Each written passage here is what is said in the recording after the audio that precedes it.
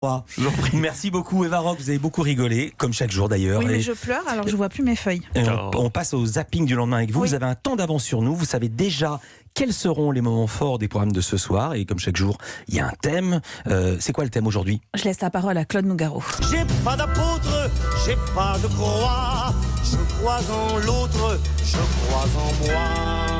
Éternel Claude Nougaro. Hier, on apprenait que Gad Elmaleh s'apprêtait à sortir un album de reprise des titres de Nougaro. Moi, j'ai tendance à préférer les textes sacrés, les originaux. Je crois en tout cas en la puissance des mots et des notes. D'autres préfèrent croire en Dieu, Philippe, comme Chérine Cancan. C'est une quarantaine. Elle a la quarantaine, pardon. Elle est mère de 2 enfants. Elle est divorcée. Elle vit au Danemark.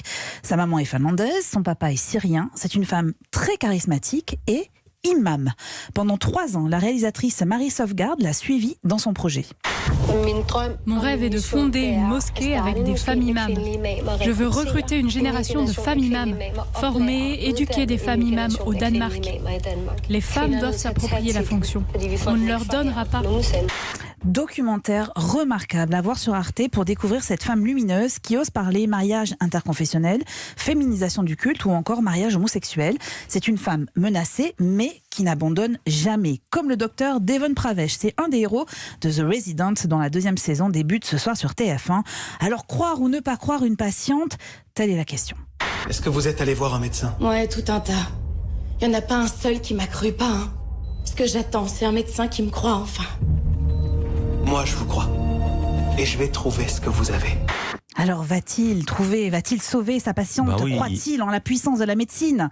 Vaste question, vous aurez la réponse ce soir sur TF1. Il ne va pas la laisser mourir, il va pas la laisser mourir. Non, mais peut-être qu'il ne peut pas trouver le remède. Il est médecin. Alors écoutez, certains en tout cas s'en posent beaucoup moins de questions. Il paraît que le sport est l'opium du peuple, une religion, un sacerdoce.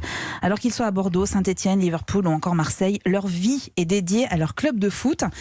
Et parfois ça rend un peu fou. Comme le raconte Cécile, elle est fondatrice du groupe. Je vous laisse trouver le club en question, mais son groupe s'appelle Les Cagoles. Tu es dans le stade, donc tu supportes ton équipe, tu chantes et tout pour encourager. Mais après, c'est vrai que tu insultes les supporters adverses, et les supporters adverses aussi t'insultent, il y a du truc. C'est pour ça que là, maintenant, ils ont tous interdit les déplacements, les là, il n'y a plus... Même si on les déteste, les Parisiens, mais ils nous manquent au Vélodrome.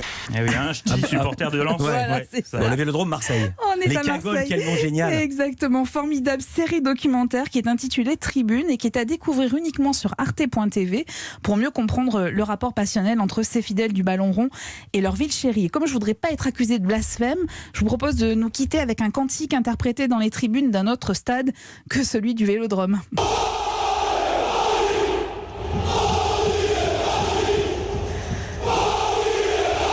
Et je récapitule, croire en la femme dans l'islam, c'est sur Arte à 22h50 quand l'imam est une femme.